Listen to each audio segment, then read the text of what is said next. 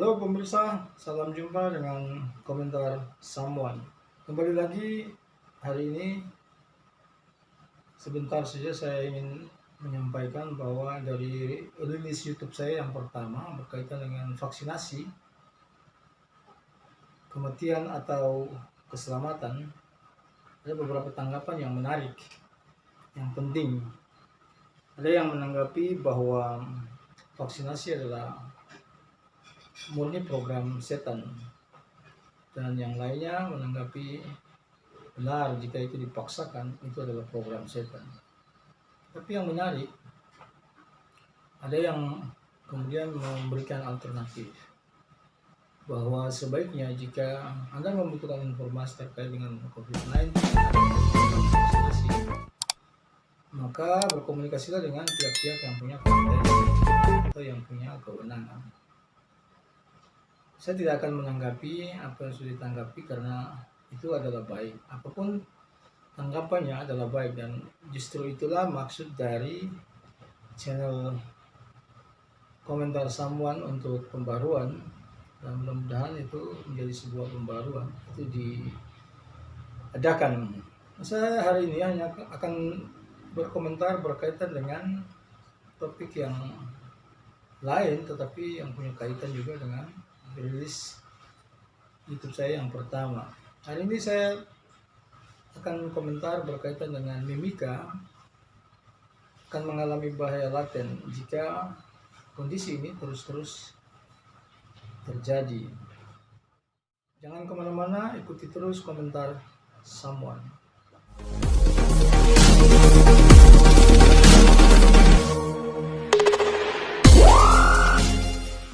Apa yang saya maksudkan dengan judul Mimika akan mengalami bahaya laten jika kondisi ini terus-menerus terjadi? Saya mau katakan bahwa satu situasi faktual yang bisa kita lihat di Kabupaten Mimika ini adalah hampir kebanyakan orang atau oknum-oknum anggota masyarakat cepat sekali menangkap isu, dan itu bisa dibuktikan selain dari fakta yang bisa Anda dengar tadi saya sampaikan. Yang lainnya juga Anda bisa melihat kenyataan bahwa hampir di beberapa grup WhatsApp yang Anda miliki, Anda akan temukan banyak sekali share-share informasi, termasuk ada kemungkinan di mana ada anggota dalam grup itu yang men-share informasi dari berita-berita portal media online. Itu adalah bagus, karena itu akan semakin menyebarluaskan informasi yang dibuat oleh media. Mengapa bagus? Karena media tentu tidak akan membuat informasi tanpa alasan. Ada kaidah, ada etika, ada batasan-batasan yang harus dipegang oleh media dalam menuliskan sebuah informasi kemudian menyebarluaskannya. Cuma persoalan terjadi ketika orang kemudian asal men-share informasi tanpa memperhatikan dari mana sumber berita tersebut atau informasi tersebut. Lebih parahnya juga, orang tidak men-share informasi berita langsung dari link website media online, tetapi kemudian berita itu di copy paste dan di copy dan di paste pada grup di mana dia berada. Sekonyong-konyong orang akan melihat bahwa informasi itu datangnya dari oknum yang men-share informasi tersebut, padahal mungkin dia men-share-nya dari sebuah media online atau dari mana saja.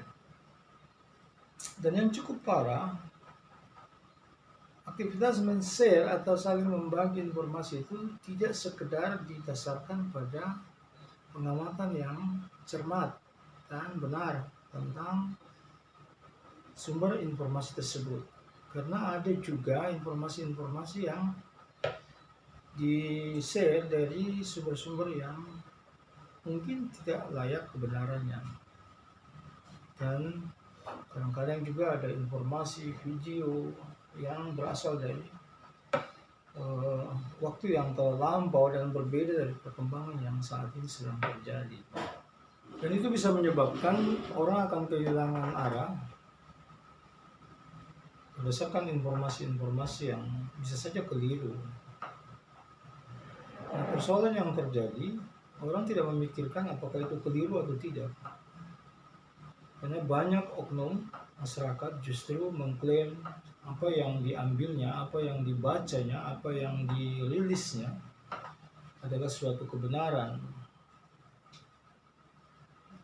Situasi ini juga diperparah oleh kurangnya informasi resmi yang diberikan oleh pihak-pihak yang punya kewenangan, pemerintah misalnya, melalui instansi-instansi yang ada di bawah atau di dalam lingkungan pemerintahan, organisasi perangkat daerah. Jarang sekali kita melihat informasi itu begitu gencar setiap hari diberikan, sehingga buntutnya bisa saja masyarakat kehilangan kebenaran atau kehilangan arah untuk mengerti bahwa apa yang sedang dilakukan oleh pemerintah ini adalah ini atau itu. Dan jika ini terbiarkan berlarut-larut, maka bukan tidak mungkin masyarakat kita akan terbentuk pada situasi dan kondisi yang didasarkan dinamikanya atau mendasarkan dinamikanya pada ketidakbenaran atau keliruan informasi yang diperolehnya. Nah, atas dasar itu, saya pikir mungkin pemerintah penting untuk mempertimbangkan hal ini juga. Dimana jika saat ini kurang sekali informasi yang diberikan kepada masyarakat, maka sekarang penting untuk dipikirkan betapa pentingnya informasi itu digagas setiap hari dari instansi apapun. Media kan banyak, kenapa tidak memanfaatkan itu menjadi sarana untuk menyampaikan informasi? Sekecil apapun informasi itu penting sehingga tidak menciptakan kekeliruan di antara masyarakat. Dan akhirnya muncul kesalahpahaman. Buntutnya bisa saja pemerintah menyalahkan masyarakat. Padahal sejujurnya sebagai orang tua, harusnya pemerintah tidak dapat menyalahkan masyarakat. Karena apa yang dipahami oleh masyarakat bisa saja imbas dari kekeliruan pemerintah sebagai orang tua yang harus melakukan pembinaan dan pengembangan pemberdayaan bagi masyarakat.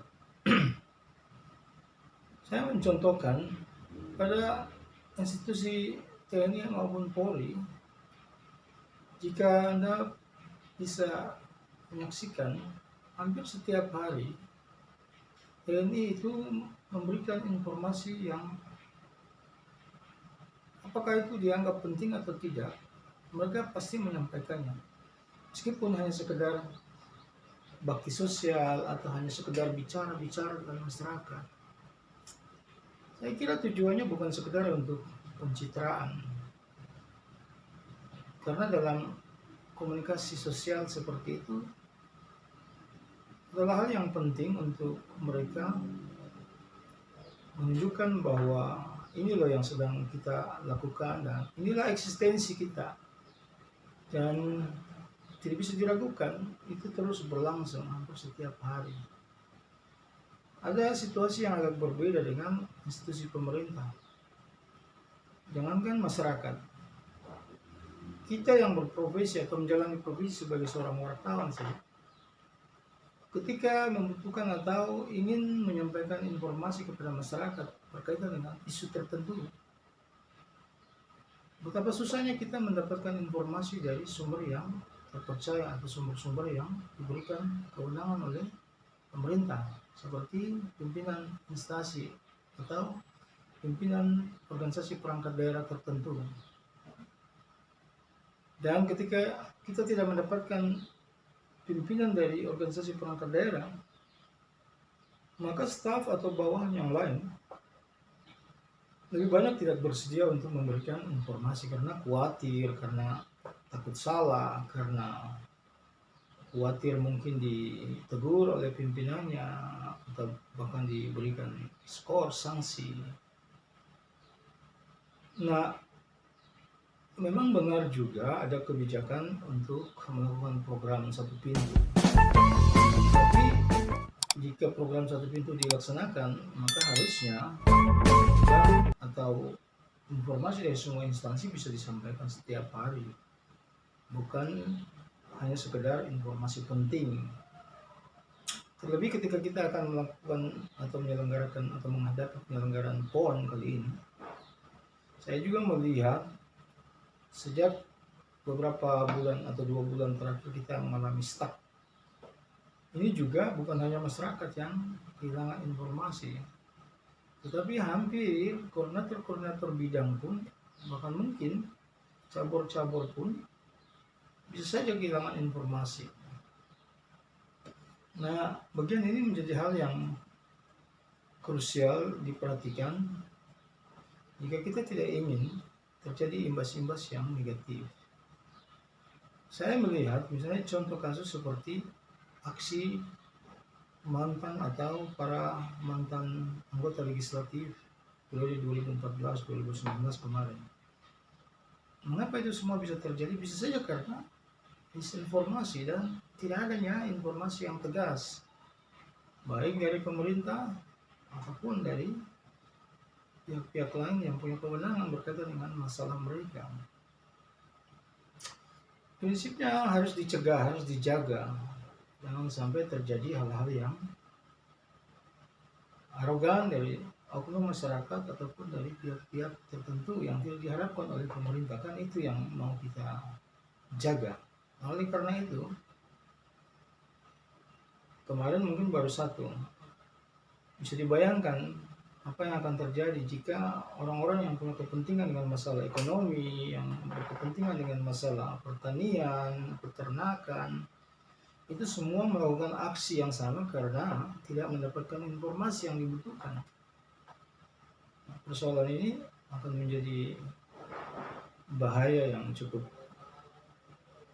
luar biasa bagi pemerintah, dan tentu saja masyarakat lain yang tidak membutuhkan informasi itu pun akan mengalami dampaknya. Nah, ini yang menurut saya penting untuk saya komentari, supaya kita tidak berharap, meskipun kita tahu pasti ada hal yang krusial yang dipikirkan oleh pimpinan daerah atau Bapak Bupati dalam melakukan upaya-upaya strategis bagi pembangunan daerah ini, bagi penyelenggaraan PON.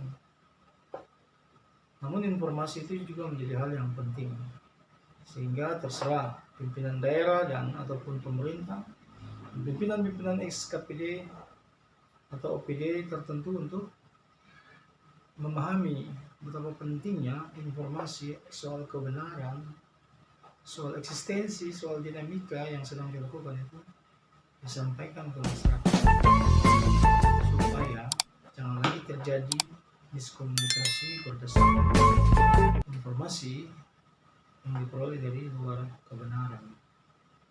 Semoga ini bermanfaat buat kita sekalian, dan kita akan jumpa lagi dalam komentar Someone di hari esok.